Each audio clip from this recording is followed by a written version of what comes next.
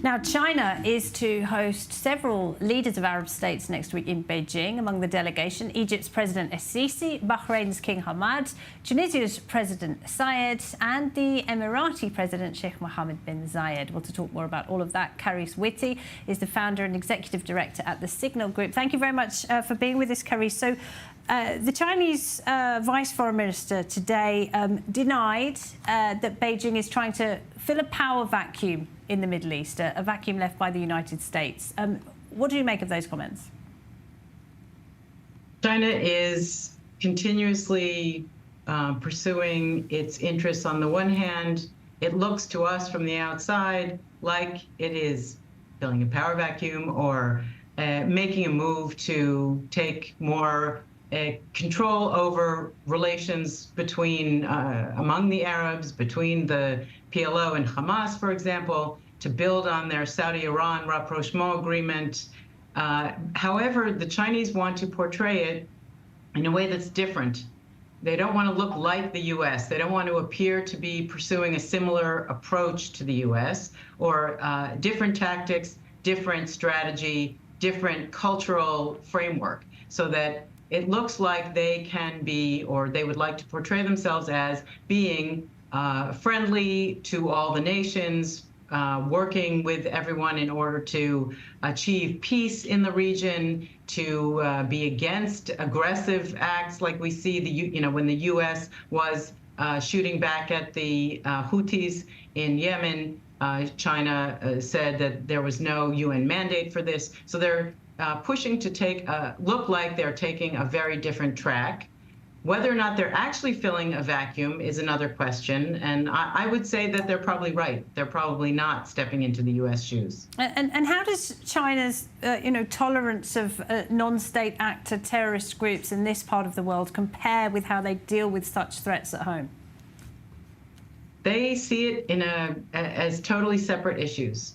That this is their territory, their land. They should manage it in the way that works for them. They have they're proud of the fact that there's no more terrorism in the Xinjiang area where there once was. There were various acts of violence by different groups living there. They see the other terrorist, or not other, but different groups. They will not see them necessarily as terrorists or determine them as terrorists, depending on how it fits into the Chinese framework. So, for example, they have not called Hamas a terrorist organization. From their perspective and to advance their long-term goals, it appears they want to keep their options open. Hamas is connected to Muslim Brotherhood. Muslim Brotherhood has presented a number of problems for Beijing, and by appeasing Hamas, perhaps they believe that they are going to avoid and prevent that from spilling into different parts of China.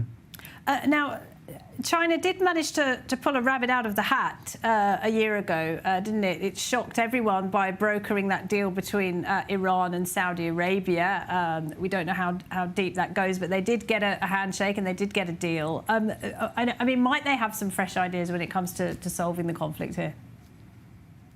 Well, I think it was quite clear to everyone that Saudi Arabia actually approached China, and they were looking for a way to help ensure that Iran would stick to the rules, stick to the agreement, and they believed that China and Iran's dependency on China would lead to a more solid, long-lasting agreement. So the two sides were looking for China to do this, both Iran and Saudi Arabia. It's completely different when we're talking about Fatah and Hamas, which are so deeply divided, and the request being made is not a simple rapprochement. There are deep-seated agreements that they'll need to make, and we had a conference a couple of days ago by Signal Group, and Ephraim Halevi said there in a response to a similar question that he didn't see that the Chinese were going to make any headway whatsoever. They are planning to host all the